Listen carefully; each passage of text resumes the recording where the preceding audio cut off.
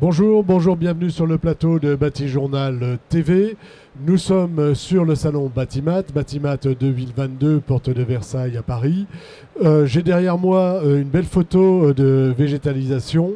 Et ben c'est de ce dont nous allons parler aujourd'hui. On va parler de la végétalisation en ville et de la renaturation de la ville avec mes deux invités. Avec moi donc pour en parler Yannick Bex, bonjour. Vous êtes Bonjour. président de l'Adivette et vous êtes aussi au groupe Soprema, celui qui s'occupe de la végétalisation. L'Adivette, c'est quoi? L'Adivette, c'est quoi? Oui. Eh bien, écoutez, c'est l'association qui regroupe l'ensemble des acteurs pour faire de la végétalisation de bâtis, à la fois toiture végétalisée et façade végétalisée. Donc des acteurs de système, des acteurs de composants, des producteurs de composants, mais aussi des institutionnels, des bureaux d'études, des maîtres d'ouvrage et des maîtres d'œuvre. Combien d'adhérents? 80 adhérents aujourd'hui. C'est une association qui a fêté ses 20 ans le mois dernier. Bravo, bon anniversaire. Merci. À côté de vous, monsieur Nicolas Bell, bonjour. Bonjour. Vous êtes le cofondateur de Topager. C'est ça. Topager, qu'est-ce que c'est? Topager, c'est une entreprise qui fait à la fois de la conception, qui fait du paysage, mais du paysage orienté avec deux grands axes. Un axe qui est l'agriculture urbaine, le fait de faire des exploitations d'agriculture urbaine sur les toits, des jardins partagés, et puis aussi des espaces de biodiversité sauvage. Alors, l'idée de ce petit tour de table, c'est de voir comment justement la façade, la toiture, les jardins partagés que vous proposez peuvent s'inscrire dans un contexte plus global, on va dire, de renaturation de la ville. Si je dis renaturer la ville, qu'est-ce que ça vous évoque? Alors, renaturer la ville, ça m'évoque une urgence, une grande nécessité par rapport à l'évolution de notre modèle social et environnemental, où aujourd'hui, les trois quarts des habitants vivent dans des villes et l'activité dans les villes fait que nous avons des villes qui surchauffent, qui s'inondent et qui aujourd'hui ont des conséquences sur la biodiversité, sur les êtres au niveau social et au niveau environnemental. Voilà, donc c'est un ensemble, hein. Exactement. Pas juste l'idée de ramener un petit peu de verdure. Même question, hein, si je vous dis renaturer, qu'est-ce que ça évoque pour vous? Alors, pour le prendre de l'autre côté, je dirais que c'est l'opportunité de créer des lieux de vie bien sûr pour les plantes, des lieux de vie pour les insectes, les oiseaux et toute la biodiversité qui va avec, et des nouveaux lieux de vie aussi pour les hommes, puisque plutôt que d'avoir une toiture, on va dire, qui est juste destinée à recevoir des véhicules techniques, et ben on en fait des véritables espaces de vie pour les différentes composantes de notre biosphère, et tout ça, comme l'indique Yannick, permet de rendre la ville plus résiliente. Quel est l'avantage de végétaliser une toiture, une façade? Je sais qu'il y a des avantages sur le bâti, il y a des avantages pour la vie, mais d'une manière générale, pourquoi c'est intéressant de végétaliser? Alors, il est intéressant de végétaliser le bâti parce que c'est un concept qui est récent, c'est-à-dire on va venir mettre du végétal là où il n'y en avait pas, naturellement, sur des constructions, plutôt que d'avoir donc une surface inerte qui va souvent rajouter de la chaleur à la chaleur par exemple, ou qui va rester imperméable. On apporte de la végétalisation pour un ensemble de bénéfices, de logiques, de conséquences d'un végétal.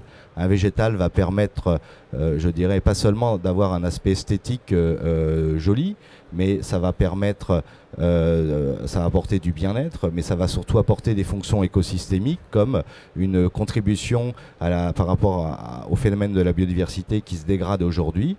Donc on va redonner, je dirais, de la végétalisation pour refaire de la continuité écologique pour que l'ensemble des espèces vivantes, à la fois animales ou végétales, les arthropodes, les oiseaux, puissent venir se réintégrer et qu'il y ait une continuité, qu'il y ait un corridor, une continuité écologique. Voilà, on va voir plus tard comment on fait pour faire un bon corridor.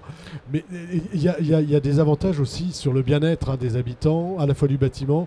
Et parlez-moi aussi des îlots de chaleur, parce qu'on a bien vu aujourd'hui cet été et que c'était compliqué hein, en ville. Quel est le bénéfice sur l'îlot de chaleur d'une végétalisation, d'une renaturisation ou d'une naturisation des bâtiments? Alors, le végétal, de par son fonctionnement, son métabolisme, fonctionne, c'est une petite usine hein, qui fonctionne en absorbant de l'eau, en absorbant des indices lumineux, etc., qui fonctionne et qui va évapotranspirer. Cette évapotranspiration va nous ramener, je dirais, un bien-être ambiant en termes de température, de fraîcheur, et donc ça va contribuer, je dirais, à rafraîchir la ville plutôt que sans végétalisation, avoir de la chaleur qui se rajoute à la chaleur avec des matériaux inertes. Voilà, ça nous permet de ne pas trop rayonner hein, et d'absorber une partie de la chaleur. Et il y a aussi le fait qu'on transpire, que les plantes transpirent, elles apportent un peu plus d'humidité dans l'air. Exactement, et ça va permettre à 1,50 m par exemple de rafraîchir l'air ambiant de 3 à 4 degrés, ce qui n'est pas négligeable. Aujourd'hui, les échelles de température, on parle de réchauffement climatique d'1 degré. 1 degré, c'est énorme, et le fait d'avoir de la toiture végétalisée va, à l'échelle de la parcelle, rafraîchir l'air ambiant. Et demain, plus il y aura de toiture végétalisée, plus on aura du rafraîchissement à l'échelle du quartier et même à l'échelle de la ville.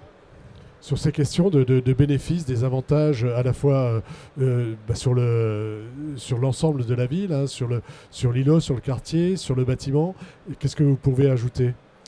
Alors, peut-être aussi quand même parler de façon un peu plus approfondie de l'intérêt de la rétention des eaux pluviales. Quand on a des phénomènes climatiques extrêmes, ce qui se produit de plus en plus, comme par exemple des orages, et on a un système d'égouts unitaires où toute l'eau qui arrive sur les voiries, sur les toitures, arrive d'un seul coup, et du coup les égouts débordent, polluent les fleuves. Et avec les toitures, on agit comme une éponge où on retient le gros de l'eau d'orage et on permet aux égouts de ne pas déborder. Donc ça aussi, c'est un autre élément très important de service écosystémique apporté. Ensuite, on a un véritable service au niveau du bâtiment qui est de protéger l'étanchéité, puisqu'on a une durée de vie qui est bien plus prolongée, parce qu'en fait, une étanchéité va souvent finir par s'abîmer à cause des cycles jour-nuit, où la chaleur, le refroidissement, la chaleur, ça fait une fatigue qui fait qu'elle se détériore. Et sous une petite couche de terre, on est un peu comme dans une cave, un peu plus à l'abri de ces variations de température. Et surtout, on est à l'abri des chocs thermiques, quand par exemple la toiture est chaude et on a d'un coup une pluie dessus, et ça abîme aussi beaucoup l'étanchéité. Et ça fait qu'on a au minimum un doublement de la durée de vie de l'étanchéité en installant une toiture végétalisée. C'est un doublement, donc c'est quoi? C'est 30, 40, 50 ans de vie pour une membrane? Alors, aujourd'hui, une étanchéité est sous décennale. Et à partir de cette période de 10 ans, l'étanchéité n'est pas forcément à changer, mais on est sur un moment où elle commence à être en dégradation potentielle, en fonction de son exposition, etc. Et une étanchéité vit aujourd'hui, avec les technologies rompues, au moins une vingtaine d'années. Avec une toiture végétalisée, on va doubler effectivement cette longévité, donc 30 ans, 40 ans, voire plus. Alors, on ne peut pas dire plus. Pourquoi? Parce que les premières toitures végétalisées françaises que nous monitorons encore ont 35 ans. Voilà. Et en Allemagne, ils ont un peu plus de 40 ans. Et il est vrai qu'aujourd'hui, une toiture, une étanchéité qui a de la végétalisation, quand on la regarde aujourd'hui, elle est comme neuve. Elle n'est pas du tout abîmée parce qu'elle n'a pas subi les dégradations de choc thermique, effectivement, d'eau, d'UV, etc. Et il n'y a pas eu de variation, puisque une toiture végétalisée va permettre d'isoler, entre guillemets, quelque part. Quand vous touchez le végétal, il est à la température ambiante. Quand vous touchez une étanchéité sans végétalisation, elle est à 70 degrés quand il fait 35 degrés dehors. Et la nuit, elle va redescendre à 15 degrés, donc elle est en variation systématiquement de plusieurs dizaines de degrés, contrairement avec une toiture végétalisée, où la variation sera faible d'une quinzaine de degrés, maximum jour. Voilà, c'est un exemple. Voilà, c'est ça, ce qui la fatigue moins, on va dire. Ce qui la fatigue moins. Sur les différents types parce que je sais qu'il y a différents types de végétalisation, hein, vous allez nous dire lesquels, mais est-ce que tous sont à même d'apporter de la biodiversité et davantage de biodiversité? Parce que c'est aussi un des sujets. On devait avoir une autre personne qui devait venir nous parler d'une étude Groove qui a été réalisée mais qui n'a pas pu venir et qui démontre que la végétalisation peut avoir vraiment un intérêt pour la biodiversité. Mais est-ce que tous les types de végétalisation ont un intérêt pour la biodiversité? Alors, oui, renaturation, tout végétal a un intérêt par rapport à la biodiversité. Après, la palette végétale, je dirais l'écosystème de nature sera plus ou moins percutant ou performant par rapport aux aspects de biodiversité, aux aspects de gestion des eaux. Je donne l'exemple, Nicolas a parlé qu'une toiture végétalisée fonctionnait comme une éponge. L'eau qui tombe du ciel, c'est sur une éponge. Donc on aura un effet de captation, on va stocker l'eau plutôt que de la remettre au réseau pour éviter les inondations et les pollutions, ce qui est très important, enfin très problématique. Et plus vous avez d'épaisseur d'éponge, plus vous avez d'épaisseur de jardin, plus vous allez retenir de l'eau. Plus vous avez d'épaisseur de substrat, là où va pousser les plantes, eh bien, vous pourrez mettre des plantes beaucoup plus évoluées, avec plus de matière végétale. Et plus il y aura de matière végétale, plus vous évapotranspirez et plus vous aurez une palette végétale profonde avec des espèces ou des taxons qui vont vous permettre d'accentuer encore le bénéfice par rapport à la biodiversité. Les plantes que nous utilisons basiquement sur des systèmes très légers sont déjà des plantes mellifères, mais dès qu'on va y mettre des vivaces, dès qu'on va y mettre des bulbeuses, des graminées, qu'on va faire de la diversité paysagère, eh bien on aura un meilleur bénéfice parce que le jardin sera plus diversifié et performant. Donc il va attirer naturellement d'autres animaux, d'autres types d'animaux. Exactement. Plus vous mettrez d'épaisseur, plus vous aurez potentialité, même avec des effets topographiques, plus vous allez accueillir favorablement la biodiversité animale ou les oiseaux qui vont pouvoir nicher, se cacher. Plus vous mettez d'arbustifs ou de semi-ligneux, plus vous aurez des animaux qui vont venir se reproduire et redonner une continuité dans la chaîne du vivant, qui est en filigrane le fonctionnement de la biodiversité. Excusez-moi, je vous avais interrompu, allez-y. Non, pour compléter, en fait, mon associé Frédéric Madre, qui est aussi vice-président de la DIVET, a fait justement sa thèse au Muséum national d'histoire naturelle. Il est encore chercheur associé là-bas. Et il a mis par exemple en évidence que le fait d'avoir plus de strates végétales, ça permettait d'augmenter la biodiversité. Donc ce qu'il faut retenir, c'est que même un système minimaliste est en faveur de la biodiversité, mais que si on arrive à avoir plus de strates, ce qui est notamment possible en augmentant l'épaisseur, mais c'est aussi parfois, si on a l'opportunité d'irriguer, ça peut aussi permettre d'avoir plus de strass avec une épaisseur qui est des fois un peu moindre, et le fait d'avoir à la fois la strate mucinale, c'est-à-dire les sédums qu'on voit souvent, la strate herbacée qui est au-dessus, avec en plus une strate arbustive, là on a un maximum de biodiversité. Là on crée un véritable petit écosystème. Exactement. Voilà. Les jardins, ça amène beaucoup de biodiversité ? Oui, les jardins ornementaux ou potagers amènent beaucoup de biodiversité parce qu'en ville, on est uniquement dans des pratiques où on n'utilise pas du tout de pesticides. Donc on est vraiment dans une vision agroécologique, comme on dit. Et en plus, un jardin, c'est irrigué, donc les plantes, elles sont vraiment là toute l'année. Il y a déjà toute la biodiversité, on va dire, aérienne, les insectes, etc., qui est là. Mais on a aussi une très riche biodiversité qui se développe dans le sol de ces jardins, avec tout ce qui est vers de terre, champignons, bactéries, etc. Donc les jardins potagers, c'est vraiment des très bons vecteurs de biodiversité. Mais tout ça, oui. Je voulais rajouter en termes de biodiversité, c'est que l'implantation d'un écosystème végétalisé va évoluer dans le temps et va accueillir favorablement, je l'ai dit, des invertébrés, des oiseaux en fonction de sa typologie, sa constitution, mais va aussi accueillir des espèces spontanées végétales. Et ces espèces indigènes ou je dirais locales ou spontanées vont vraiment, je dirais, se développer dans leur écosystème, dans l'écosystème qu'on a mis en proposition, qui a été mis en place. Voilà. J'avais appelé au début ce petit échange renaturer la ville, la part des toitures végétalisées et des façades végétalisées.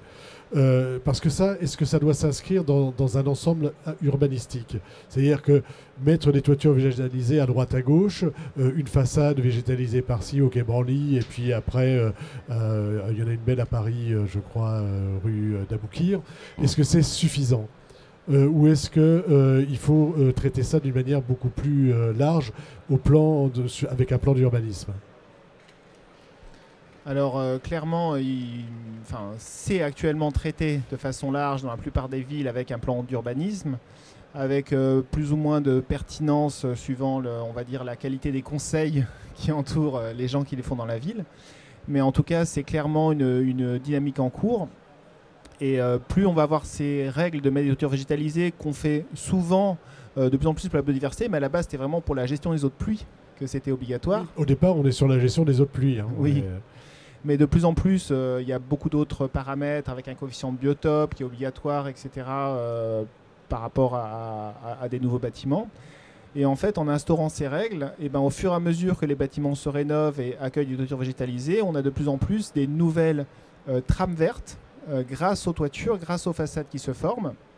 Donc, les systèmes de toiture végétale, on est un peu comme des pas japonais où la biodiversité, telle que les insectes, les oiseaux, vont passer d'une façade à l'autre.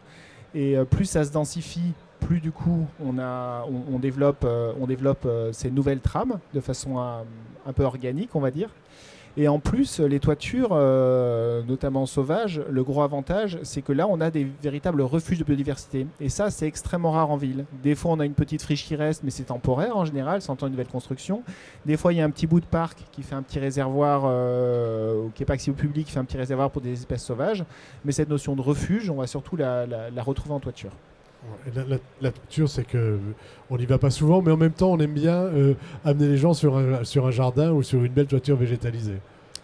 Alors, j'allais dire par rapport à la nature au sol, la façade végétalisée et la toiture végétalisée s'inscrivent vraiment dans cette lignée de continuité de corridor. Une façade végétalisée va permettre à la biodiversité au sol de monter et d'arriver sur la toiture. Donc voilà, donc plus il y aura de plans qui végétalisent, qui renaturent la ville, plus je dirais on optimisera et on amplifiera les bénéfices cumulés de tout ce qu'apporte la nature dans la ville, mais pas seulement. Vous vouliez ajouter quelque chose ?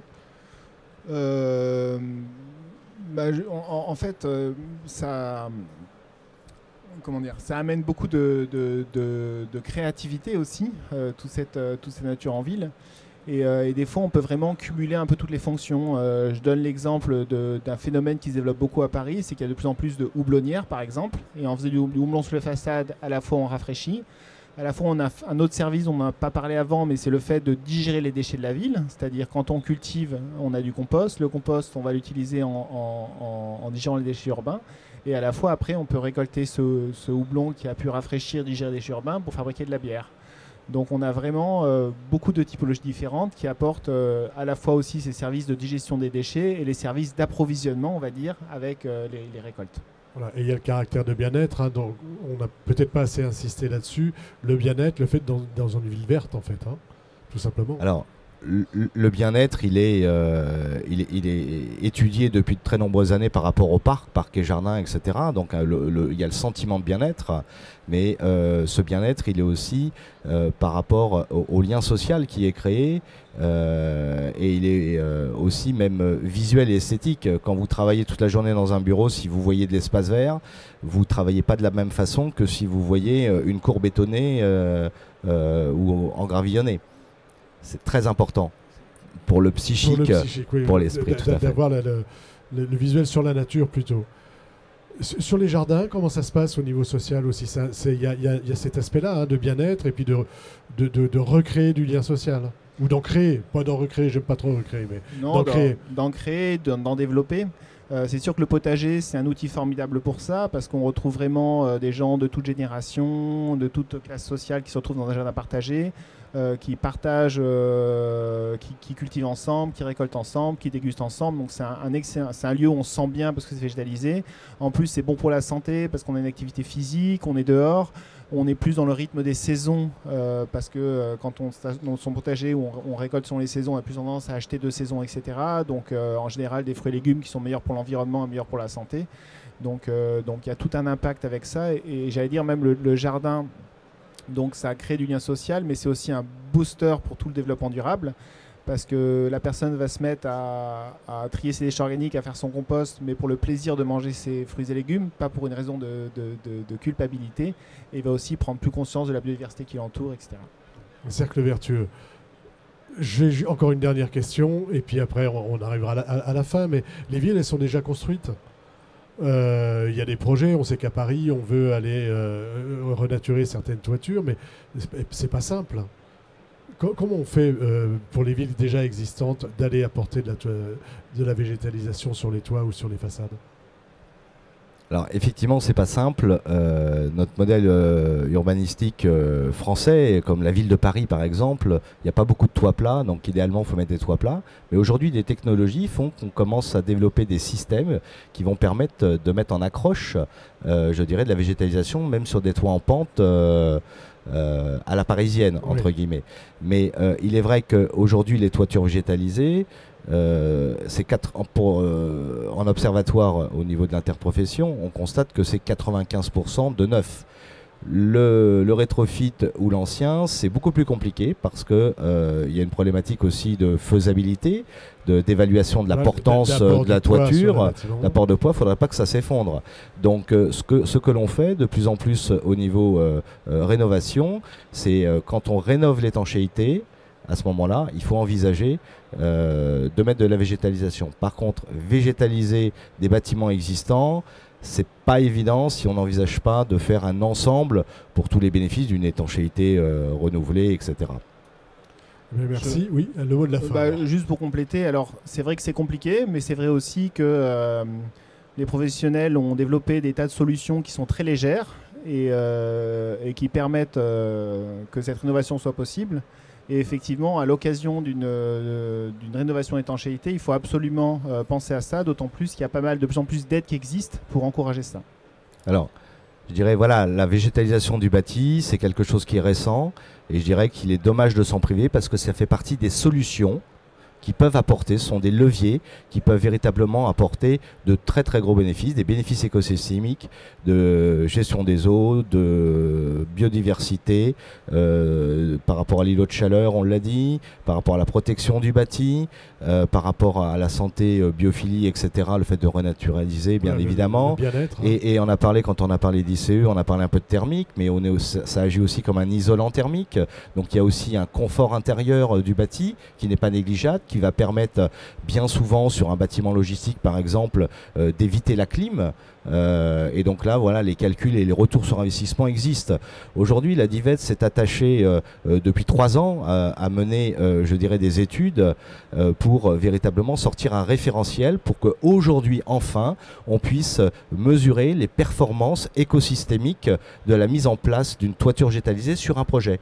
Donc, on sort ce référentiel justement avant la fin de l'année, après 3 ans de travail, et ça va permettre aux certificateurs, aux labellisateurs, aux maîtres d'ouvrage, aux bureaux d'études d'évaluer leur projet avec une toiture végétalisée et évaluer l'impact véritablement dans un sens de biodiversité en fonction de sa constitution, de gestion des eaux ou des autres bénéfices. Tous les bénéfices que Exactement. peut apporter Voilà. Donc, après avoir fait, je dirais, des règles professionnelles, donc sont des techniques qui sont éprouvées, qui sont encadrées. On est dans le monde du bâtiment, donc avec des règles constructives.